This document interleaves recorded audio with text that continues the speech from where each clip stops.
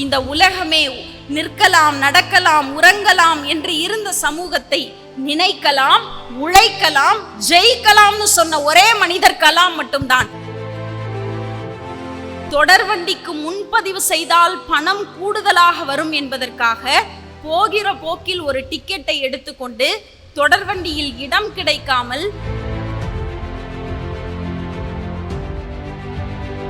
நீ நடக்க பாதை இல்லையே என்று கவலைப்படாதே, நீ நடந்தால் அதுவே ஒரு பாதைன்னு சொன்னவர்.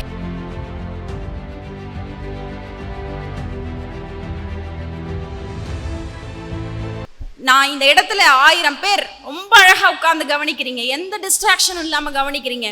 இவ்வளவு பெரிய மரியாதைக்குரிய மேன்மை பொருந்திய மனிதர்கள். கண்ணதாசனுடைய கவிதை, உண்மையிலேயே இந்த அரங்கத்திற்குள்ளே நுழைகிற போது எனக்கு கண்ணதாசனுடைய கவிதை சட்டென்று நினைவுக்கு வந்தது. உண்மையை சொல்லி நன்மையை செய்தால் உலகம் உன்னிடம் மயங்கும். உண்மையை சொல்லி நன்மையை செய்தால் உலகம் உன்னிடம் மயங்கும். நிலை உயரும் போதும் பணிவு கொண்டால் உயிர்கள் உன்னை வணங்கும்னு கண்ணதாசன் சொல்லுவார். அப்படி இவ்வளவு உயர்ந்த மனிதர்கள். நான் அவர்களை விட வயதிலும் அனுபவத்திலும் மிக மிக சிறியவள்.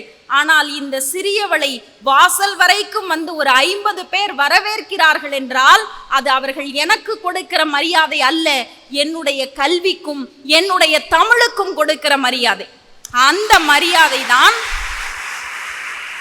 உங்களுக்கும் வந்து சேரணும். அதுக்காக தான் நான் இங்க பேச வந்தது. ஒன்றே ஒன்றுதான். திருச்சியிலிருந்து நாம் இந்த நாமக்கல் மாவட்டத்திற்கு நான் பயணப்பட்டு வந்திருக்கிற இந்த தூரம் வேண்டுமானால் 2 மணி நேரமாக இருக்கலாம் குழந்தைகளே. ஆனால் இந்த இடத்திலிருந்து இந்த மேடை எனக்கு கிடைப்பதற்காக நான் பட்ட கஷ்டங்கள், நான் பட்ட உழைப்புகள், நான் பட்ட அவமானங்கள், இவை எண்ணில் அடங்காதவை. எதுவுமே ஈஸியா கிடைச்சிடாது, எதுவுமே ஈஸியா கிடைச்சிடாது. சார் சொன்னார்ல, அப்துல் கலாம் ஐயா அவர்களிடம் 2014ஆம் ஆண்டு நட்சத்திர பேச்சாளர் என்று விருது பெற்று அவர் முன்னால் பேசினேன்னு அவர் என்னை அறிமுகப்படுத்திய போது சொன்னார், இந்த வார்த்தையை எந்த மேடைகளில் யார் சொன்னாலும் என் கண்களில் கண்ணீர் வந்து தேங்கிக் கொள்ளும். ஏனென்றால் இந்த உலகமே நிற்கலாம், நடக்கலாம், உறங்கலாம் என்று இருந்த சமூகத்தை நினைக்கலாம், உழைக்கலாம், ஜெயிக்கலாம்னு சொன்ன ஒரே மனிதர் கலாம் மட்டும்தான். அந்த கலாமை நேரில் பார்த்த சந்தோஷம், அந்த கலாமை புகைப்படங்களில் பார்க்கிற ஒரு தலைமுறைக்கு மத்தியிலே நாளை என்னுடைய பிள்ளை கலாம் ஐயாவின் கரங்களில் என் அம்மா பரிசு வாங்கி இருக்கிறார்னு சொல்ற சந்தோஷம் இருக்குல்ல, அது பெரிய சந்தோஷம். அதை நினைச்சுதான் நான் எப்பயும் சந்தோஷப்படுவேன். ஆனால் இந்த வாய்ப்பு அது எனக்கு எப்படி கிடைத்தது? எல்லாரும் நினைக்கிற மாதிரி நிறைய தாழ்வு மனப்பான்மை எனக்குள்ளும் இருந்ததுண்டு. நம்ம எல்லாருக்கும் இருக்கும்ல, எனக்கு ஒன்றும் தெரியாது, எனக்கு ஒன்றும் தெரியாது, எனக்கு ரொம்ப பயமா இருக்கு, படிக்கணும்னா கஷ்டமா இருக்கு சொல்றோம்ல. எத்தனை பேருக்கு எல்லாருக்கும் இருக்கும் அந்த எண்ணம். உங்க எல்லாருக்கும் அந்த எண்ணம் இருக்கிறது என்றால் நான் இந்த விஷயத்தை சொல்லுகிறேன், உங்கள் வாழ்க்கை நிச்சயமாக மாறும். எனக்குள்ளும் ஒரு பெரிய பயம் இருந்தது.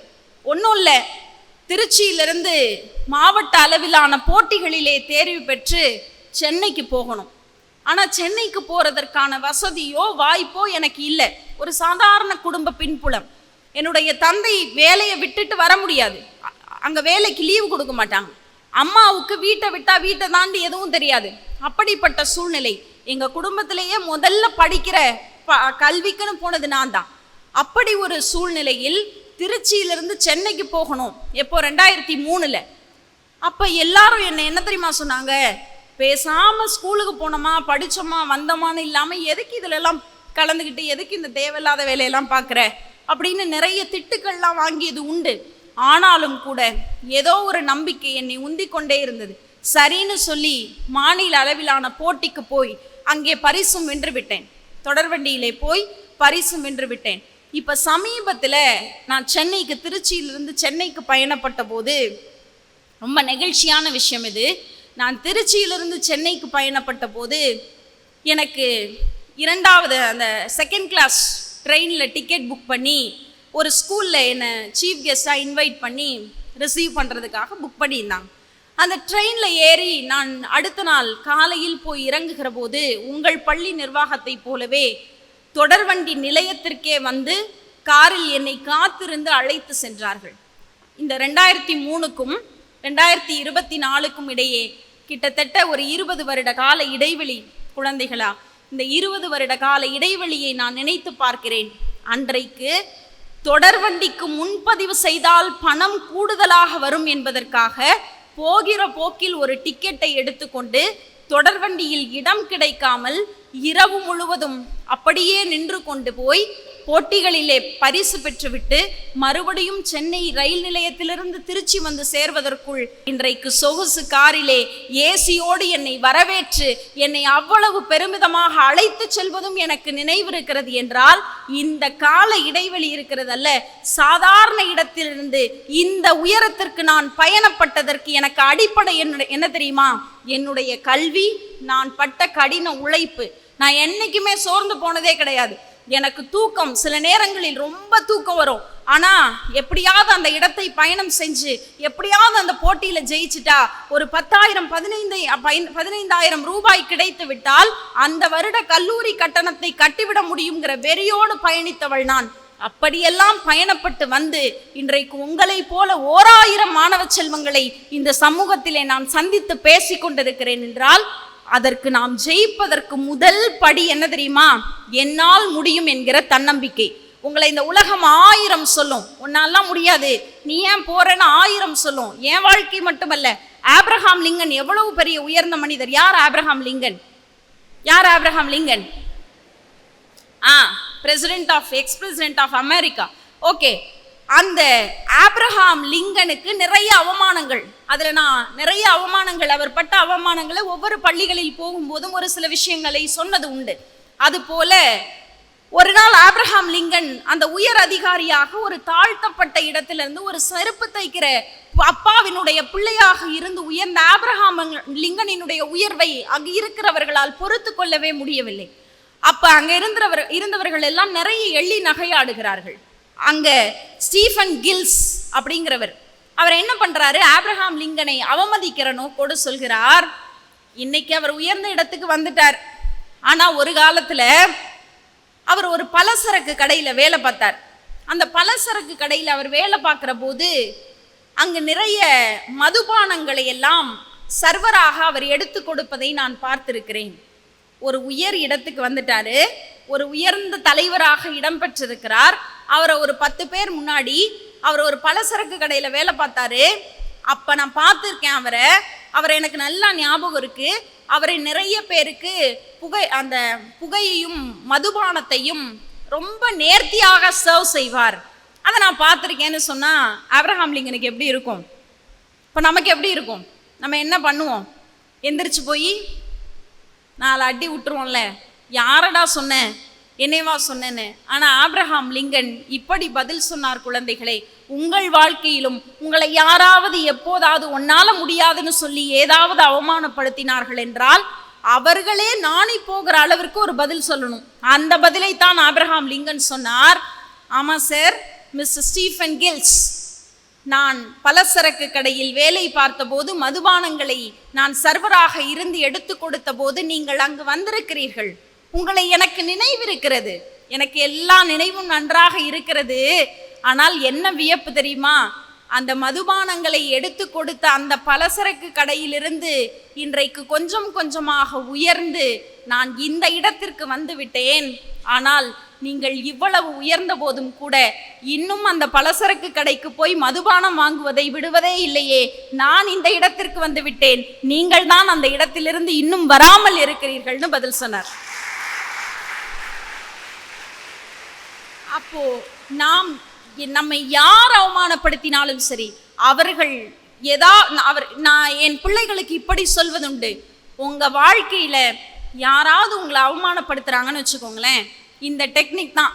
உங்கள் வாழ்க்கையில் உங்களை யாராவது அவமானப்படுத்தினால் அவங்களோட போய் சண்டை போட்டு அடிச்சு அவங்க கூட வீண் விவாதங்கள் எல்லாம் ஈடுபடக்கூடாது. யார் நம்மை எதுவாக ஆகக்கூடாது என்று நினைத்தார்களோ அவர்கள் முன்னால் போய் அவர்கள் எதுவாக ஆகக்கூடாது என்று நினைத்தார்களோ அதுவாக ஆகி போய் நிற்பதுதான் இந்த உலகத்தினுடைய ஆகச்சிறந்த பழிவாங்குதல். அந்த பழிவாங்குதலை நாம் செய்ய தயாராக இருக்கணும். கல்வி எதை கொடுக்கும்? இவ்வளவு பேசுறோம், கல்வி எதை கொடுக்கும்? கல்வி எல்லாவற்றையும் கொடுக்கும். மனிதர்களுக்கு நமக்கான மரியாதையை தேடி கொடுக்கும். நமக்கு எல்லாவற்றையும் தேடி கொண்டு வந்து வாய்ப்புகளை கீழே கொட்டும். அப்படி ஒரு ஒரு உண்மை சம்பவத்தை தான் நான் சொல்ல போறேன். ஒரு ஒரு நல்ல மழை காலம், இந்த மாதிரி மழை பெய்கிற ஒரு சீசன். இந்த மழை காலத்திலே பள்ளி மாணவர்கள் எல்லோரும் வகுப்பறைக்குள்ளே செல்ல ஆயத்தமாகி கொண்டிருக்கிறார்கள். அப்படி ஆயத்தமாக கொண்டிருக்கிற போது மழை திடீரென்று வந்து விடுகிறது. எல்லா குழந்தைகளும் ஓடி போய் வகுப்பறைக்குள்ளே நுழைந்து கொள்கிறது. அப்போது ஒரு சிறுவன் முழுக்க முழுக்க அந்த மழையிலே நனைந்து போய் தன் சட்டையெல்லாம் ஈரமாக வகுப்பறைக்குள்ளே நுழைகிறான். நுழைந்தவுடன் அவன் என்ன செய்கிறான், தான் போட்டிருந்த அந்த சட்டையை கழற்றி அந்த சுவற்றிலே காய போட்டுவிட்டு வகுப்பறைக்குள்ளே உட்கார்ந்து பாடம் கவனிக்கிறான். இந்த பாடம் கவனிக்கிற போது ஆசிரியர் கவனித்து விடுகிறார். யார் இவன் வகுப்பறைக்குள்ளே சட்டை இல்லாமல் எவ்வளவு தைரியமாக உட்கார்ந்திருக்கிறான் என்று அந்த ஆசிரியர் அவனை பார்க்கிறார். ஆனால் அந்த மாணவனுக்குத்தான் தெரியும் அவனிடம் அந்த ஒரே ஒரு சட்டை மட்டும்தான் இருக்கிறது என்று. ஆசிரியர் மிக கோபமாக, அந்த ஆசிரியருடைய பெயர் ஃபில்டர் பெக், அந்த ஃபில்டர் பெக் என்பவர் மாணவனை மிக கடுமையான கோபத்தோடு, எழுந்து நில், என்னுடைய வகுப்பறையில் சட்டை போடாமல் நீ நிற்கிறாய், உட்கார்ந்திருக்கிறாய், உனக்கு எவ்வளவு தைரியம், உனக்கு 8 அணா அபராதம், அன்றைய காலகட்டத்தில் உனக்கு 8 அணா அபராதம் என்று சொல்லுகிறார். இந்த சிறுவன் கண்கள் கண்ணீர் குளமாகிறது, கண்களில் கண்ணீர் வழிந்தோடுகிறது. ஏனென்றால் அந்த 8 அணா இருந்தால் அவனால் இன்னொரு சட்டையை வாங்கிவிட முடியும். அப்படி அழுகிற போது ஆசிரியர் ஏன் அழுகிறாய் என்று கேட்டதற்கு அவன் சொல்லுகிறான், இந்த 8 அணா இருந்தால் என்னால் இன்னொரு சட்டையை வாங்கிவிட முடியும், அந்த சட்டை இல்லாததால் தானே நான் இந்த மழையில் நனைந்த சட்டையை காய போட்டிருக்கிறேன் என்று பதில் சொன்னவுடன் அந்த ஆசிரியர் அப்படியே கூனி குறுகி போய் மனம் மிக வேதனைப்பட்டு 8 அணா அபராதத்தையும் அவரே கட்டிவிட்டு அந்த மாணவனுக்கு ஒரு சட்டையை வாங்கி கொடுக்கிறார். அந்த மாணவனுக்கு ஒரு சட்டையை வாங்கி கொடுக்கிறார். அதன் பின்னால் அவன் படிக்கிறான். அப்படியே சில ஆண்டுகள் கடந்து ஓடுகிறது. ஒரு நாள் மிக நன்றாக படித்து வளர்ந்து அந்த மாணவன் அண்ணாமலை பல்கலைக்கழகத்தினுடைய துணைவேந்தராக பதவியேற்கிறார். அந்த மாணவன் படித்து மிகச்சிறந்த நிலைக்கு வந்த பிறகு அதன் பிறகு லண்டன் பிரிவியூ கவுன்சிலினுடைய உறுப்பினராக நியமனம் செய்யப்படுகிறார். நியமனம் செய்த பிறகு லண்டனுக்கு பயணம் செய்கிறார். அங்கே அவருடைய ஆசிரியர் ஃபில்டர் பெக் லண்டனிலே குடியேறி இருப்பதை தெரிந்து கொண்டு தன் வயதான ஆசிரியரை சந்திக்க அந்த மாணவன் ஓடுகிறான்.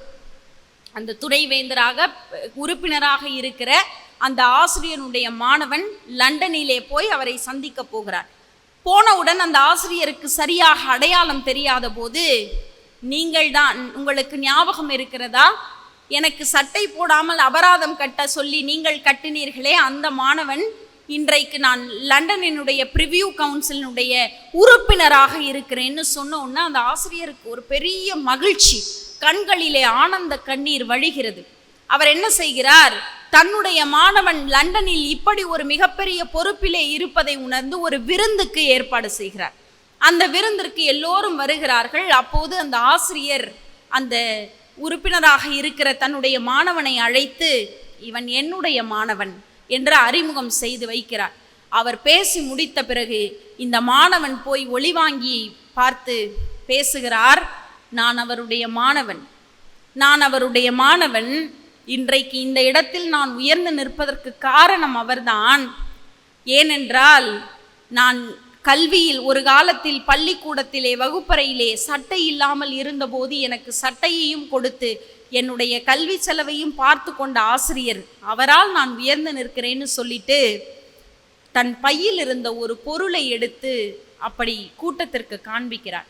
காண்பித்து விட்டு அவர் சொல்லுகிறார், இதோ இந்த சட்டை, அதுதான் எனக்கு என்னுடைய ஆசிரியர் வாங்கி கொடுத்த சட்டை. உங்களுக்கு வேண்டுமானால் இது வெறும் சாதாரண சட்டையாக இருக்கலாம், ஆனால் இந்த சட்டை எனக்கு அவர் போட்ட கல்வி பிச்சை என்று பதில் சொன்னார். அவர்தான் பின்னாளிலே சில்வர் டங் ஒரைட்டர் என்று புகழப்பட்ட ஸ்ரீனிவாச சாஸ்திரி என்று வரலாறு சொல்கிறது என்றால் குறித்து வைத்துக் கொள்ளுங்கள் பிள்ளைகளே. உங்கள் ஆசிரியர்கள் உங்களை எப்போதாவது ஏதாவது வசைப்பாடினால் அந்த வசை சொற்களை எல்லாம் மிகப்பெரியதாக எடுத்துக்கொள்ளாமல் அவர்கள் உங்கள் வாழ்நாளில் காட்டிய எத்தனையோ நல்ல விஷயங்கள் இருக்கும், அதை மனதிற்குள்ளே பதிய வைத்து கொண்டு நாளை நீங்கள் ஒரு பெரிய இடத்திலே வந்து நிற்கிற போது இவள் என் மாணவி, இவன் என் மாணவன் என்று சொல்கிற பெருமையை மட்டும் ஒரு ஆசிரியருக்கு நீங்கள் கொடுத்து விட்டால் அந்த ஆசிரியருக்கு அதுதான் வாழ்நாள் விருது. அந்த விருதை மலர் கல்வி நிறுவனத்தில் இருக்கிற எல்லா மாணவ செல்வங்களும் தர வேண்டும் என்பதுதான் என் உரையினுடைய முதன்மையான நோக்கம். எனக்கு ரொம்ப சந்தோஷமாக இருக்கிறது. ஏன்னா பொதுவாக நான் பாட்டு பேசிக்கிட்டு இருப்பேன், மேடையில் இருக்கிறவர்கள்லாம் ரொம்ப ஆர்வமாக கேட்பாங்க. ஆனால் மாணவ செல்வங்கள் ரொம்ப சோர்ந்து போய் எப்படா முடிப்பீங்க, நாங்கள் போய் ஃபோன் எடுத்து ஷார்ட்ஸ் பார்க்கலாங்கிற மனநிலையில் இருக்கிற பிள்ளைகளை நான் பெரும்பாலும் கடந்து வந்தது உண்டு. ஆனால் நான் பேசி ஒரு 1.5 மணி நேரம் ஆச்சுன்னு நினைக்கிறேன். சரியா? 1.5 மணி நேரத்துக்கு ஒருத்தர் முகத்தில் கூட எந்த விதமான சோகமோ எந்த விதமான ஒரு சோர்வோ இல்லாமல் இருக்கிறது என்றால் நான் நன்றாக பேசுகிறேன் என்பது அல்ல, நீங்கள் நன்றாக கேட்கிறீர்கள் என்பதுதான் உண்மை.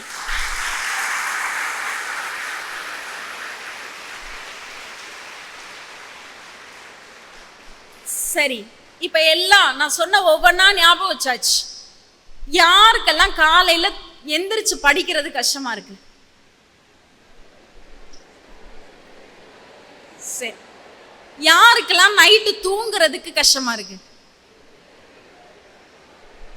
ரொம்ப கம்மி. சரி, காலையில எழுவதற்கு கஷ்டமா இருக்குன்னு நீங்கெல்லாம் சொன்னீங்கல்ல, இந்த ஒரு 1/2 மணி நேரம் எவ்வளோ நேரம் முன்னாடி எந்திரிக்கலாம்? 6 மணிக்கு எந்திரிப்பீங்களா? நோ, 5, 3. சார், உங்கள் பிள்ளைகளுக்கெல்லாம் மோட்டிவேஷனே தேவையில்லை போலையே. 5 மணிக்கெல்லாம் எந்திரிச்சு படிக்கிற பிள்ளைகளுக்கு எதுக்கு மோட்டிவேஷன்? இல்லை இல்லையா? சரி, நமக்கு டெய்லி காலையில் தூங்கி எந்திரிக்கிறப்ப ஒரு நிமிஷம் என்ன தோணும்? இன்னும் ஒரு 5 நிமிஷம், அப்புறம் திருப்பி ஒரு தடவை அலாரம் அடிக்கும். 5 நிமிஷம் தூங்கிட்டோன்னா ஒரு 5 நிமிஷத்தில் என்ன இந்த உலகமா அழிஞ்சிட போகுது? சரி, அப்புறம் ஒரு 5 நிமிஷம். இப்படியே எத்தனை 5 நிமிஷம்? 1/2 மணி நேரம் ஆயிடும். 5 நிமிஷம் 1/2 மணி நேரம் ஆகும், 1/2 மணி நேரம் 1 மணி நேரம் ஆகும். தங்கமே செல்லமேன்னு எழுப்புற அம்மா எருமை மாடை எந்திரின்னு சொல்ற வரைக்கும் தூங்குவோம் இல்லை? தூங்குறோம்ல. தாம் எந்த அளவிற்கு நம்முடைய நேரத்தை தாமதப்படுத்துகிறோமோ அந்த அளவிற்கு நம்முடைய வெற்றி தாமதமாகி கொண்டே போகும். அதுக்கு நான் ஒரு நம்ம நாட்டில் நடந்த ஒரு எக்ஸாம்பிள் சொல்கிறேன். ஹிட்லரை எல்லாருக்கும் தெரியுமா? நீ நடக்க பாதை இல்லையே என்று கவலைப்படாதே, நீ நடந்தால் அதுவே ஒரு பாதைன்னு சொன்னவர் ஹிட்லர். அந்த மாதிரியான ஒரு பெரிய, அதாவது நல்ல தலைவர்னு சொல்ல முடியாது, மிக மோசமான ஒரு தலைவர். ஏன்னா ஒரு டீச்சர் உலக வரைபடத்தை காட்டி இதில் ஜெர்மன் எங்கே இருக்கிறது என்று கேட்டால் அந்த வகுப்பறையில் இருக்கிற எல்லா குழந்தைகளும் உலக வரைபடத்திலே ஒரு சின்ன இடத்திலே இருக்கிற ஜெர்மனை காட்டி இதோ இந்த இடத்தில் ஜெர்மன் இருக்கிறதுன்னு பதில் சொல்லுவாங்களாம். ஆனால் ஹிட்லர்கிட்ட கூப்பிட்டு உலக வரைபடத்தில் ஜெர்மன் எங்கு இருக்கிறது என்று கேட்டால் ஹிட்லர் இப்படி பதில் சொல்வாராம், இந்த உலக வரைபடமே ஜெர்மனாக இருக்க நான் ஆசைப்படுகிறேன்னு. எவ்வளவு பெரிய பேராசை இல்லை? ஆனால் அந்த ஆசைக்காக அவர் ஓடுறார், உழைக்கிறார். ஒவ்வொன்றையும் தன்னுடைய ராஜ்யத்திற்குள்ளே ஜெர்மனாக மாற்ற வேண்டும்னு ஓடுறார். இப்படி ஓடுறப்ப ஒரு நாள் பெல்ஜியத்தை தனதாக்கி கொள்கிறார். பெல்ஜியம் தெரியும்ல, பெல்ஜியத்தை தனதாக்கி கொள்கிறார். ஆனால் மனுஷனுக்கு உயர்வு அதிகமாக அதிகமாக தலைக்கணம் குறைய வேண்டும். எப்போ நாம் உயரமாக போக போக நம்முடைய தலைக்கணம் அதிகமாகிறதோ நம்முடைய தலைக்கணம் தாங்க முடியாமலேயே நாம் சட்டென்று கீழே விழுந்து விடுவோம் என்பதற்கு ஹிட்லர் மிகப்பெரிய உதாரணமும் கூட. பெல்ஜியம் நாட்டை தன்வசமாக்கிய பிறகு அவர் என்ன கேட்குறாரு, நான் தான் இனிமே உங்களோட தலைவன். ஏண்டா, அந்த நாட்டையே அடிமையாக்கிட்டா என்ன அர்த்தம்? நீ தான் தலைவன் எல்லாருக்கும் தெரிஞ்ச விஷயம் தானே. ஆனால் நான் தான் இந்த நாட்டினுடைய தலைவன் என்று நீங்கள் எல்லோரும் கையொப்பமாக எழுதி சாசனமிட்டு எனக்கு கொடுக்கணும்னு ஹிட்லர் சொல்றார். சொன்னவுடன் அந்த நாட்டிலே இருக்கிற எல்லோருக்கும் அது சென்று சேருகிறது. எல்லாரும் நீ தான் என் தலைவன் எழுதி கொடுக்க நேரமாகும்ல, தாமதமாகும். இவர் பெல்ஜியம் நாட்டை கைப்பற்றியவுடன் அடுத்ததாக ரஷ்யாவுக்கு போகிற அந்த பிளான் தான் இருந்துச்சு. ஆனால் இவர் இதெல்லாம் வாங்கிக்கிட்டு தேவையில்லாதவற்றெல்லாம் நேரம் செலவழித்து நேரத்தை தாமதப்படுத்தி கொண்டிருக்கிற போது ரஷ்யாவில் குளிர்காலம் ஆரம்பிச்சிருச்சு. ரஷ்யாவினுடைய குளிர்காலம் என்பது உலகத்திலேயே மிக மோசமான குளிர்பகுதியாக இருப்பது ரஷ்யாவினுடைய குளிர் தான். நம்ம அனுபவிக்கிற குளிர்லாம் கிடையாது. அப்படி ஒரு மோசமான குளிர்காலம் அங்கே தொடங்கிருச்சு. பெல்ஜியம் நாட்டில் எல்லாரும் தனக்கு அடிமைன்னு சாசனம் வாங்கி கொண்டு அவர் ரஷ்யாவை நோக்கி படையெடுத்து புறப்பட்ட போது அங்கே குளிர்காலம் ஆரம்பித்து விட்டதால் அவரால் ஒழுங்காக அங்கே இருக்கிற போர் இராணுவத்தை கட்டுப்படுத்த முடியவில்லை. கடைசியில் அந்த ரஷ்ய குளிரில் நைந்து போய் அதிலிருந்து தான் அவருடைய உடல்நிலை எல்லாம் மிக மோசமாகி போய் ரஷ்யாவில் அவனுடைய வீழ்ச்சி தொடங்க ஆரம்பித்து படிப்படியாக இந்த உலகத்தையே ஜெர்மனாக மாற்ற வேண்டும் என்று நினைத்த ஹிட்லரால் வாழ்க்கையில் வெற்றியடையவும் முடியவில்லை, ஜெர்மனியாக உருவாக்கவும் முடியவில்லை. இருந்த ஜெர்மனியும் அவரை விட்டு போனது என்பது வரலாறு என்றால் ஒன்றே ஒன்றுதான் பிள்ளைகளே, நாம் இந்த நேரத்தில் என்ன செய்யணும்னு நாம் நினைக்கிறோமோ அதை விட்டு தேவையில்லாத சிலவற்றில் நம்முடைய நேரத்தை செலவு செய்தால் அது 5 நிமிடமாக இருந்தாலும் கூட ஹிட்லருடைய வாழ்க்கையே மாறி போனதை போல நம்முடைய வாழ்க்கையும் மாறிடும். அதனால 5 நிமிடம் 10 நிமிடம்லாம் இல்லை, இன்றைக்கு இப்போது இன்றே செய் அதை நன்றே செய்ன்னு சொல்லுவாங்க. இன்னைக்கு இந்த நேரத்தில் இளமை உன் தோள்களில் இருக்கும் போதே எது நிஜம் என்பதை எட்டிவிடு. இளமை உன் தோள்களில் இருக்கும் போதே எது நிஜம் என்பதை எட்டிவிடு. எழுதியபடிதான் எல்லாம் நடக்கும், விதிவசம் என்பதை விட்டுவிடுன்னு ஒரு கவிஞன் சொன்னார். அந்த மாதிரி எல்லாம் என் விதிப்படிதான், அதெல்லாம் கிடையாது. நாம் என்ன நினைக்கிறோமோ, மதியை மதித்தவன் வானத்தில் ஏறி மதியை மிதித்து வந்தான். புரியுதா அந்த வார்த்தை? மதியை மதித்தவன் வானத்தில் ஏறி மதியை மிதித்து வந்தான், தலை விதியை நம்பி விழுந்தவனே நீ விழுந்தே கிடக்கின்றாய்ன்னு ஒரு கவிஞன் எழுதினான். அந்த மாதிரி எனக்கு இதுதான், எனக்கு இவ்வளவுதான் அப்படின்லாம் இல்லாம நான் இதை இந்த இடத்தில் செய்ய போகிறேன், அதை நான் செஞ்சே ஆகணும். இப்போ நீங்க எல்லாரும் முடிவு பண்ணிட்டீங்க. இப்போ உங்க பக்கத்துல இருக்கிறவன் என்ன பண்ணுவான்? இருடா படிச்சுக்கலாம் இல்ல சொல்லுவாங்கல்ல. அதுவும் பசங்களை விட படிக்காம போற பசங்க கூட தைரியமா போவாங்க. எல்லாம் படிச்சுட்டு போற நம்ம பிள்ளைங்க தான் என்ன பண்ணும்? ஒண்ணுமே படிக்கலடி, ஐயோ இன்னைக்கு ஒண்ணுமே நான் படிக்கல சொல்றோம்ல, எதுவுமே படிக்கல. பக்கத்துல இருக்கிறவங்க படிச்சா கூட நான் ஒன்றும் படிக்கல பேசாம இரு பார்த்துக்கலாம் சொல்றோம்ல.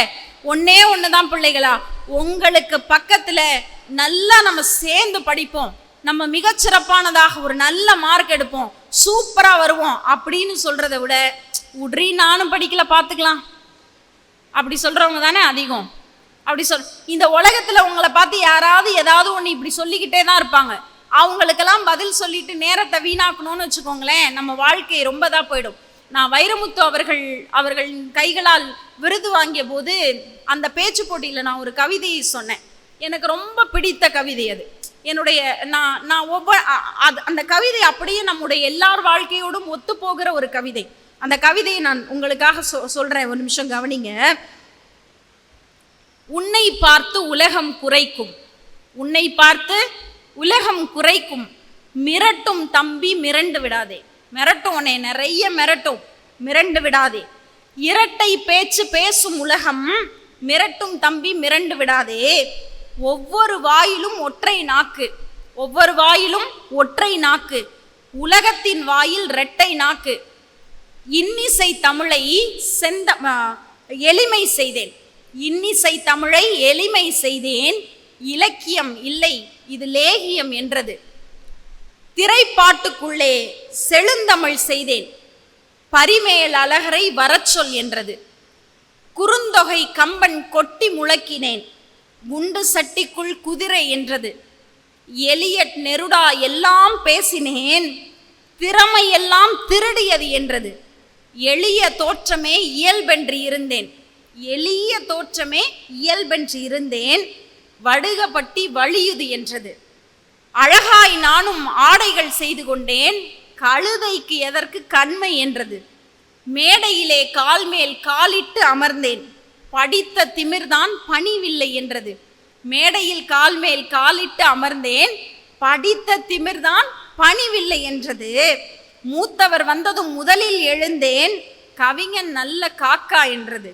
உயர்ந்தோர் பெருமை உவந்து சொன்னேன், உயர்ந்தோர் பெருமை உவந்து சொன்னேன், காதில் பூ வைக்கிறான் கவனம் என்றது. விரல் நகத்தளவு விமர்சனம் செய்தேன், அறிவாள் எடுக்கிறான் ஆபத்து என்றது. மற்றவர் சூழ்ச்சியால் மண்ணில் விழுந்தேன், புத்தி கொளுத்தவன் புதைந்தான் என்றது. மற்றவர் சூழ்ச்சியால் மண்ணில் விழுந்தேன், புத்தி கொளுத்தவன் புதைந்தவன் என்றது. மூச்சு பிடித்து முட்டி முளைத்தேன், தந்திரக்காரன் பிழைத்து கொண்டான் என்றது. பகையை கண்டு பைய நகர்ந்தேன், பகையை கண்டு பைய நகர்ந்தேன், பயந்து விட்டான் பாவம் என்றது. மோதி மிதித்து முகத்தில் உமிழ்ந்தேன், விளங்கிவிட்டதா இவன் மிருகம் என்றது. பணத்தில் பொருளில் பற்றற்று இருந்தேன், வறுமையின் விந்தில் பிறந்தவன் என்றது. என்னை தேய்த்து மண்டபம் கட்டினேன், புலவன் இல்லை இவன் பூஷ்வா என்றது. சொந்த ஊரில் துளி நிலம் மறுத்தேன், சொந்த ஊரில் துளி நிலம் இல்லை, இவனா மண்ணின் மைந்தன் என்றது. தென்னை மரங்கள் தேடி வாங்கினேன், பண்ணையார் ஆகிவிட்டான் பாவலன் என்றது. கயவர் கேட்டால் காசு மறுத்தேன், கறக்க முடியாத கஞ்சன் இவன் என்றது. உண்மை இருந்தால் உரு பொருள் கொடுத்தேன், உதறி திரியும் ஊதாரி என்றது. மங்கையரிடையே மௌனம் காத்தேன், கவிஞன் என்ற கர்வம் என்றது. விருதுகள் கழுத்தில் வீழக் கண்டேன், குருட்டு அதிர்ஷ்டம் கூடியதென்றது. விருதுகள் கழுத்தில் வீழக் கண்டேன், குருட்டு அதிர்ஷ்டம் கூடியது என்றது. மீண்டும் மீண்டும் விருதுகள் கொண்டேன், டெல்லியில் யாரையோ தெரியும் என்றது.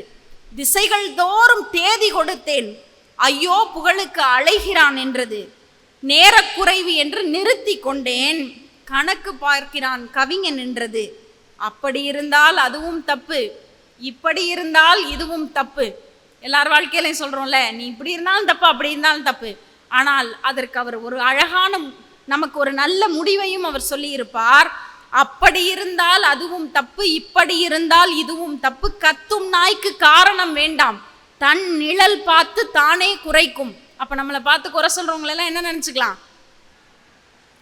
கத்தும் நாய்க்கு காரணம் வேண்டாம், தன்னிழல் பார்த்து தானே குறைக்கும். உங்களுக்கு ஒரு சூட்சுமம் சொல்கிறேன் என்று அவர் சொல்லுவார். உலகின் வாயை தைத்திடு, 2 ஆப்ஷன் இருக்கு.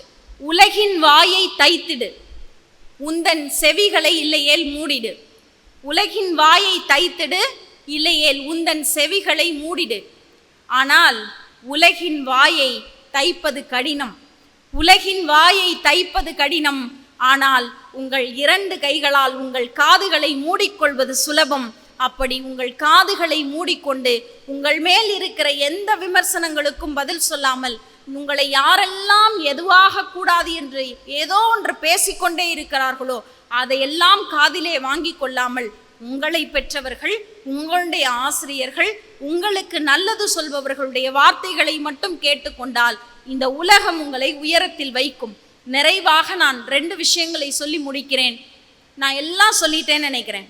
ஒழுக்கம், தன்னம்பிக்கை, விடாமுயற்சி, தாமதப்படுத்தக்கூடாது, திட்டமிடணும், எல்லாம் சொல்லிட்டேன். ஆனால் முக்கியமான ஒன்று, ஏன் இதை நான் நிறைவாக சொல்லுகிறேன் என்றால், வாழ்க்கையினுடைய நிறைவு வரைக்கும் அவர்கள் தான் வரப்போகிறவர்கள்.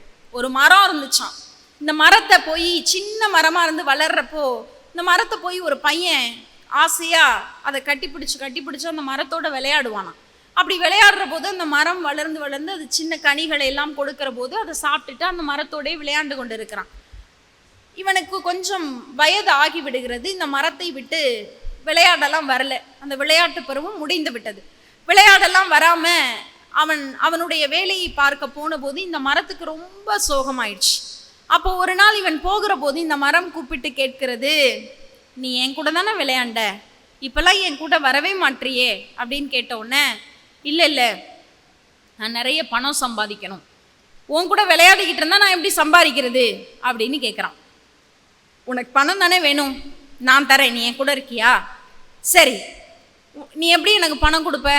என்னோட கனி, என் மரம் இருக்குல்ல, என்னோட கனி, அப்புறம் கொஞ்சம் இலை தலை எல்லாம் இருக்குது, இதெல்லாம் வெட்டிட்டு போய் நீ விற்று காசாக்குனேன்னா உனக்கு பணம் கிடைக்கும், அப்போ நீ என் கூட விளையாடுறியா அப்படின்னு கேட்டோன்னே இவனும் சரின்னு சொல்லி அந்த கனிகளை எல்லாம் வாங்கி கொண்டு அன்றைக்கு ஒரு நாள் விளையாண்டு விட்டு மறுபடியும் போய் விடுகிறான். அதற்கு பிறகு அவன் வரவே இல்லை. இந்த மரம் மிக மிக மிக சோகமாகி விடுகிறது. மீண்டும் ஒரு நாள் அவன் வருகிறான். ஏன் என்கிட்ட இப்பெல்லாம் நீ விளையாட வர்றதே இல்லை அப்படின்னு கேட்ட உடனே அவன் சொல்கிறான், இல்லை நான் தொழில் தொடங்க போகிறேன், அதுக்கு பணம் நிறைய வேணும், அந்த பணம் என்கிட்ட இல்லை, அதனால் நான் வேறு ஊருக்கு போகிறேன், நீ வேறு ஊருக்கெலாம் போகாத, என் கூடவே இரு, உனக்கு தொழில் தொடங்கணும் அவ்வளோதானே, என்னுடைய மரத்தில் இருக்கிற கிளை இருக்குல்ல, இந்த கிளைகளை எல்லாம் வெட்டினா உனக்கு மரம் கிடைக்கும், விறகு கிடைக்கும், அதை கொண்டு போய் விற்றனா உனக்கு ஓரளவுக்கு பணம் கிடைக்கும், அதை வச்சு தொழில் தொடங்கிக்கலாம். சரி, இவன் என்ன பண்ணுறான், அன்றைக்கி ஒரு நாள் அந்த மரத்தோடு விளையாண்டிட்டு அதை வாங்கிக்கிட்டு போய் தொழில் தொடங்குறான். மறுபடியும் வரல அதே மாதிரி. இன்னொரு நாள் வரான், இதே மாதிரி சோகமாக இன்னொரு நாள் வருகிறான். என்னப்பா ஏன் சோகமாக இருக்க, ஏன் என்கிட்ட இப்போல்லாம் வர்றதில்லை அப்படின்னு கேட்ட உடனே, இல்லை எனக்கு இப்போ திருமணம்லாம் ஆயிடுச்சு, நான் ஒரு வீடு கட்டணும்னு நினைக்கிறேன், என்கிட்ட காசு இல்லை, அதனால் நான் என்ன பண்ணுறேன்னு தெரியாமல் இருக்கேன் அப்படின்னு சொன்னோன்னே அந்த மரம் சொல்லுது, என்னுடைய அடிப்பகுதி இருக்குல்ல, அது ரொம்ப விலை உயர்ந்த அந்த பகுதி, அதை எடுத்துகிட்டு போய் வெட்டி அதை யாராவது ஒரு நல்ல வியாபாரிகிட்ட கொடுத்தேன்னா ஒரு கணிசமான தொகை கொடுப்பார், அதை வச்சு உனக்கு தேவையான ஒரு சின்ன வீடை நீ கட்டிக்கலாம் அப்படின்னு சொன்னோன்னே இவன் மறுபடியும் அந்த மரத்தோடு அன்றைக்கி ஒரு நாள் விளையாண்டுட்டு அதை எடுத்துகிட்டு போகிறான்.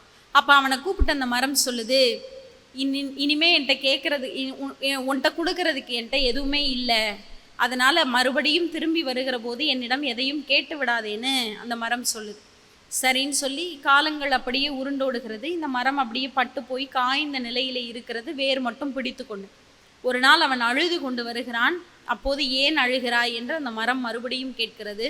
அப்போது அவன் சொல்லுகிறான், எனக்கு வாழ்க்கையில் நிம்மதி இல்லை, எல்லாவற்றையும் நான் தொலைத்து விட்டேன், எனக்கு இப்போ எதுவுமே நான் உன்ட்ட என்ன கேட்க வந்திருக்கேன் தெரியுமா அப்படின்னு கேட்டோன்னே இந்த மரம் சொல்லுது, என்கிட்ட கொடுக்குறக்கு எதுவுமே இல்லை, இந்த வேர் மட்டும்தான் என்கிட்ட இருக்குது, நான் என்ன உனக்கிட்ட கொடுக்க போகிறேன், கொடுக்குறக்கு என்கிட்ட என்ன இருக்குன்னு கேட்டோன்னே அவன் சொல்லுகிறான், உன்னுடைய மடியிலே நான் ஆறுதலாக சாய்ந்து கொள்கிறேன், ஒரு அரை மணி நேரம் எனக்கு இடம் கொடுன்னு கேட்குறான்.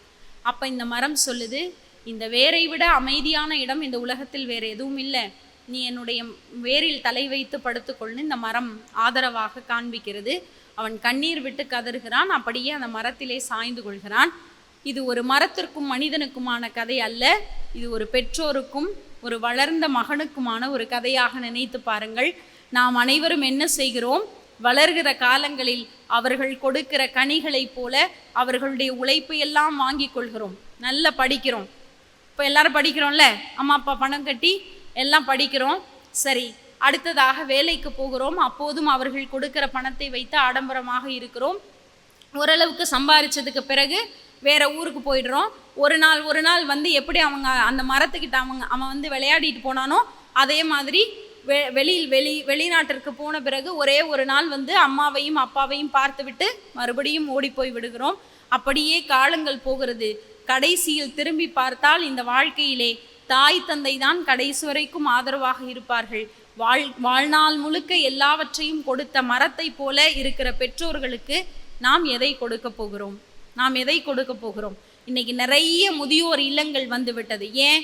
கல்வி பெருகி, அறிவு பெருகி, இன்றைக்கு தொழில்நுட்பம் பெருகி இருக்கிறது. இந்தியர்களைப் போல அறிவு சார்ந்தவர்கள் யாரும் இல்லை என்கிற அளவிற்கு ஒரு பெரிய அறிவாளிகள் கூட்டம் நம்முடைய இந்தியாவில் வந்திருக்கிறது. எந்த அளவிற்கு அறிவாளிகள் நிரம்பி இருக்கிறார்களோ அந்த அளவிற்கு மனிதாபிமானம் மிக்கவர்கள் இன்றைக்கு குறைந்து போயிருக்கிறார்கள். உண்மையா இல்லையா? பெற்ற தாய் தந்தையை பராமரிக்க முடியாமல், பார்த்து கொள்ள முடியாமல், பணம் என்பதை மட்டுமே நோக்கமாக கொண்டு இன்றைக்கு பறந்தோடுகிற நிறைய பிள்ளைகளை நாம் பார்க்கிறோம். ஒரு சின்ன கவிதை, மகனே முதலாக நீ பிறந்தபோது உன் ஞாபகமாக தோட்டத்திலே ஒரு தென்னங்கன்று வைத்தோம், தென்னங்கன்றும் வளர்ந்தது, நீயும் வளர்ந்தாய், உனக்கு நாங்கள் எல்லாம் கொடுப்பதை போல அதற்கும் சில நீரை ஊற்றினோம், நீ வளர்வதைப் போலவே அந்த தென்னங்கன்றும் வளர்ந்தது. ஒரு நாள் நீ படித்து உயர்ந்த நிலைக்கு போய் வெளிநாட்டிற்கு போய்விட்டாய். எங்களால் வளர்ந்த உன்னால் எங்களுக்கு எந்த பயனும் இல்லை. ஆனால் நாங்கள் வளர்த்த தென்னை இளநீரும் சுக நிழலும் தந்து உதவுகிறது. ஆனால் ஒன்றே ஒன்று மகனே, நீ ஒரு நாள் பிஸியாக இமெயிலில் மூழ்கி இருக்கிற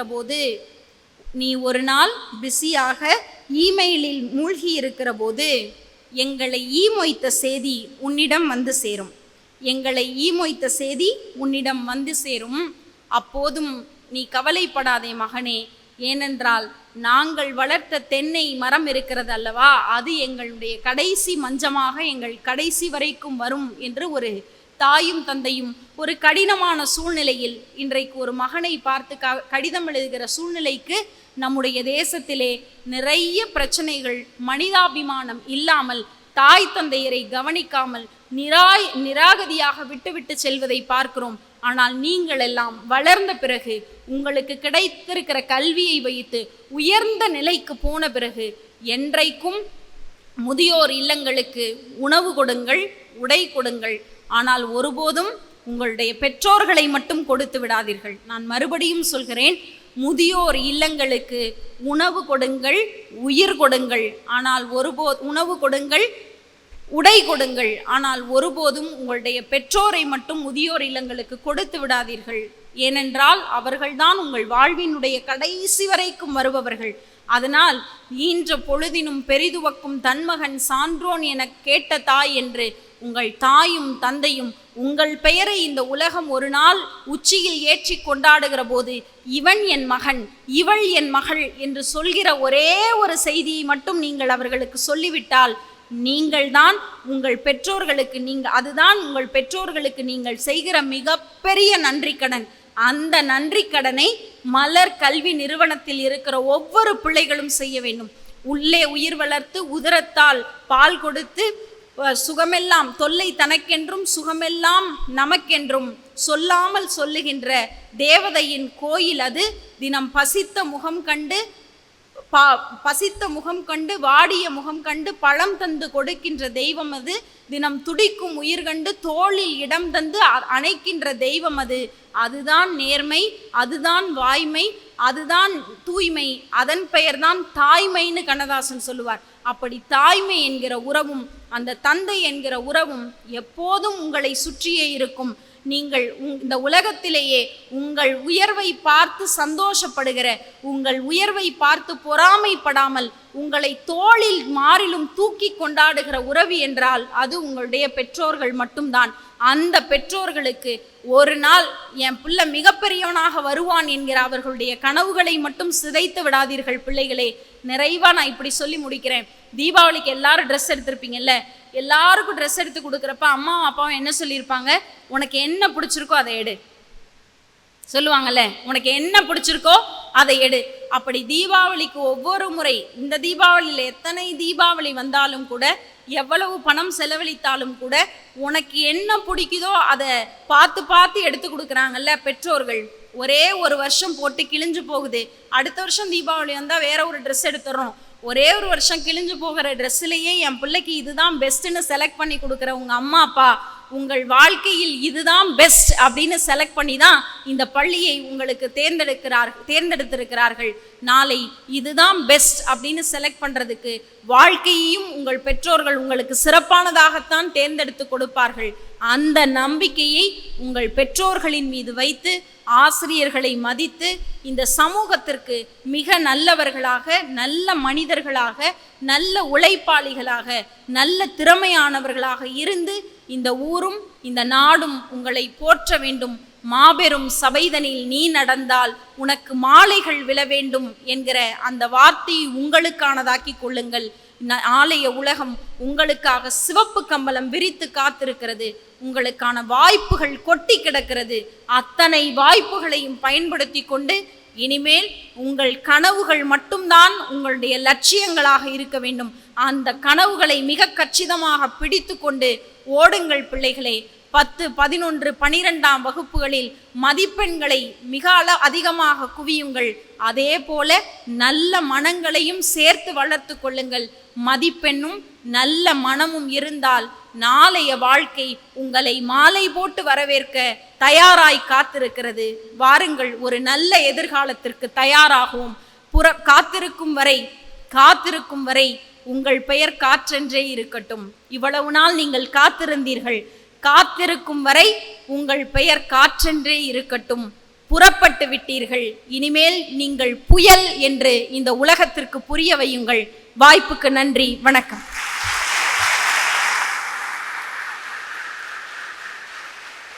கொத்தான கதைகளை கொத்தாக கொண்டு வந்து எங்களுக்கு சொத்தாக கொடுத்து விட்டீர்கள். அதை சத்தாக பிடித்து கொண்டு எங்கள் மலரின் பிள்ளைகள் நாளைய சாதனையாளர்களாக மாறுவார்கள் என்பது திண்ணம். தன்னை நோக்கி மண்ணை நோக்கி மேலிருந்து கீழாக பொருட்களை ஈர்க்கும் புவியீர்ப்பு மையம் போல் ஞான கடலாம். உம் பேச்சின் ஈர்ப்பால் எங்களை மகிழ்வித்த சிறப்பு விருந்தினருக்கு எங்கள் இருகரம் கூப்பி நன்றிகளை தெரிவித்துக் கொள்கிறோம்.